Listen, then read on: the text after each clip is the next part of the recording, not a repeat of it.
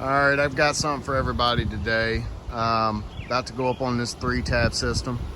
Haven't been up on the roof yet, but I'm gonna show and showcase this to everybody in the group. I guarantee you that I'm gonna go up on this 3-tab system and I will find unsealed shingles.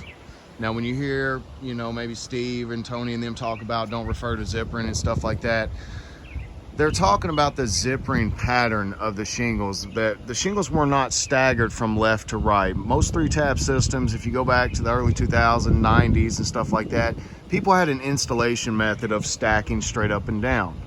Most people, you'll hear them refer to it as racking. So what they would do is they would rack the shingles vertically all the way up the roofing system, and they would take the adjacent shingle, it would usually be on the right going to left. They'd take it, slide it up underneath the other corner to offset your joints.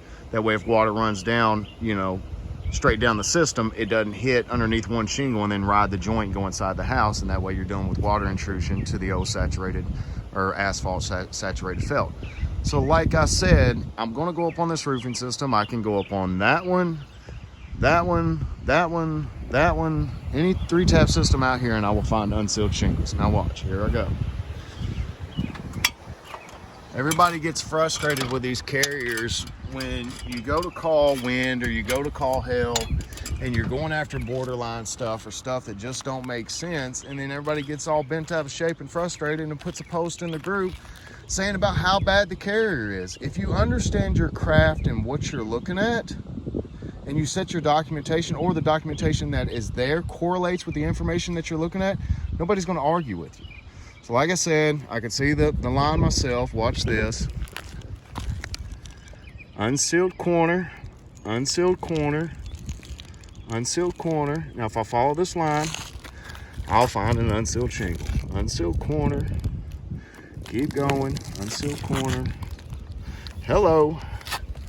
See an unsealed shingle? That's all I had to do is follow that pattern. I can go over a few feet and I'll do the same thing.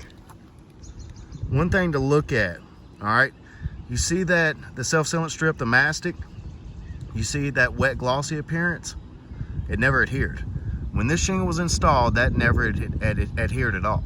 Now, had that actually bonded, right? Like, okay, I could show you this. If I were to forcefully separate this shingle right here, you're gonna have a dried, more pulled apart appearance on this right side where it's actually sealed down. So you get your wet little glossy look right there. If I forcefully pull this shingle apart, you'll have a dried, more like peeled apart appearance.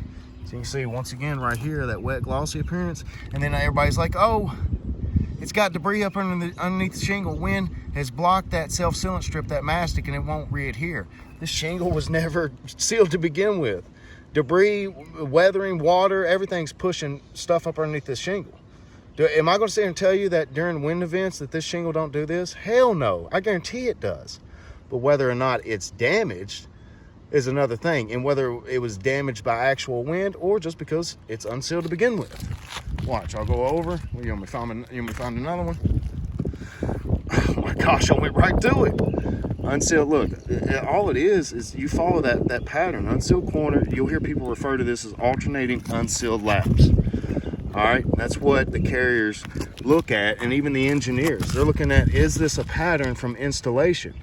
All right, then it is up to you to provide supporting information.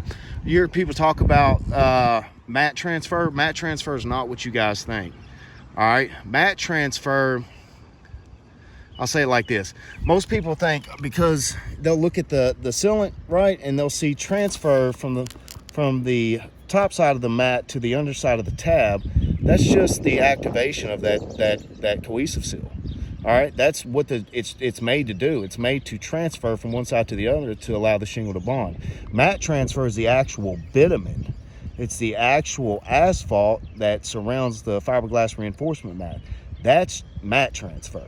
And when you have mat transfer for the carriers, guys, they look at it as like, not really so much wind, because if wind was forceful enough to pull the shingle apart by force, where you have bitumen transfer, they're looking at that as that's been pulled by force. If wind was strong enough to do that, you would expect to see shingles and sections of shingles missing. So just wanted to explain stuff to the group from the carrier side to let y'all understand, how to set this stuff up correctly.